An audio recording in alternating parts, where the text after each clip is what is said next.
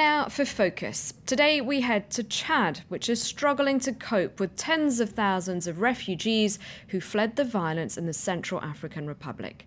Aid agencies say there isn't enough food and shelter.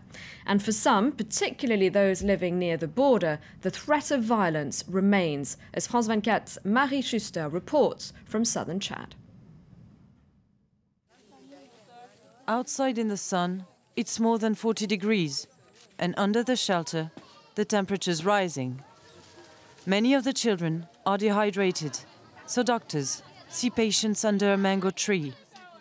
Surviving along the road from the Central African Republic was in itself a struggle. It took us 4 days to get here. It was difficult to find anything to eat. My other child starved to death. This is my only one left. Her baby is only 1 year old. When he arrived in Doba, he weighed 4 kilos. He now barely weighs 3. In the camp, children are suffering from malnutrition. Poor sanitation only worsens their condition. We tried to keep the toilets in good shape, but now they're broken. The number of refugees has increased and they have to defecate in the open air.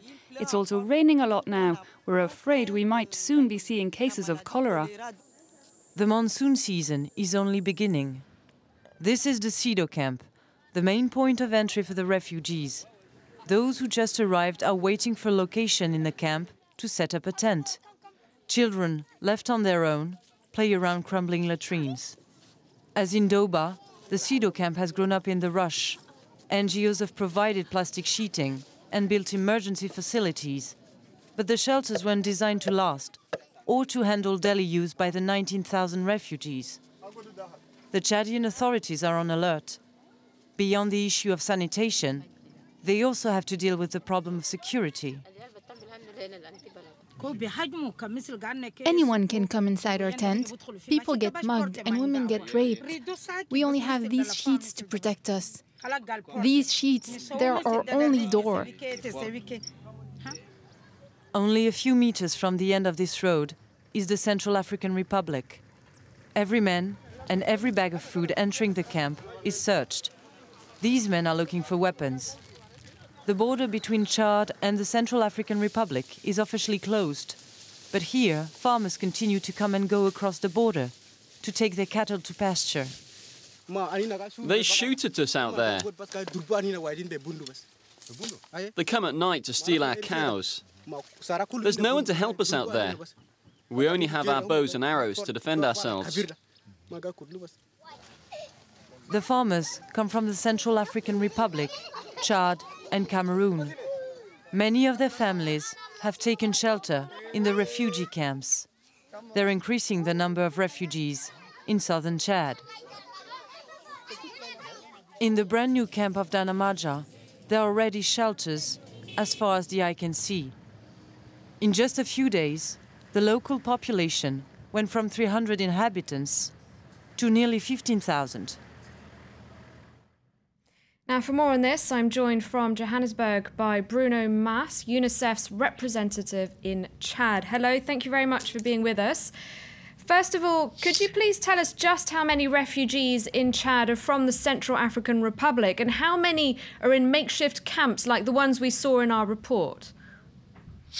Well, before the outbreak of violence in December 2013 in Central African Republic, Chad had already hosted over 75,000 people from Central African who are refugees. But since December 2013 to date, more than 100,000 people have sought refuge in Chad due to the escalation of the violence. Most of these people are families of Chadian origin, but unfortunately, they do not have family ties. Their ancestors were migrants who left the country for 2 or 3 generations. And of these 100,000 people, more than half are children under 18 years of age, and almost a quarter are mothers and women. So, as you saw in mid-June, nearly 62,000 people are still settled in these different sites in the south, mainly in the south of Chad. What's the most pressing problem? Is it a lack of food, shelter? What's the #1 priority for aid agencies in Chad? Well, in general, it's the lack of resource. These people now live in precarious conditions and are facing, as you see, multiple urgent needs. The efforts of the government of Chad needs further support by the international community. The humanitarian community alone cannot cover all the needs of health, nutrition, access to water and sanitation, shelter, protection, food and education of thousands of children waiting to be educated. I would say that the main immediate concern is the rainy season. It is certainly a real race against time. It must be said that areas where this population are installed are prone to flooding and waterborne disease. And they are areas of recurrent epidemics such as measles, cholera, meningitis, malaria, and polio. And with the rainy season, upcoming rainy season, the country is also at risk of an epidemic of cholera. Neighbouring Cameroon just registered 3 cases, and therefore UNICEF and its partners since the beginning of this influx of population has carried out intervention related to access to water, sanitation and hygiene mainly. So advocacy and other intervention are currently intensified along all the border to build a shield against cholera. Public social services are indeed under intense strain due to the influx, whether in the field of health or education.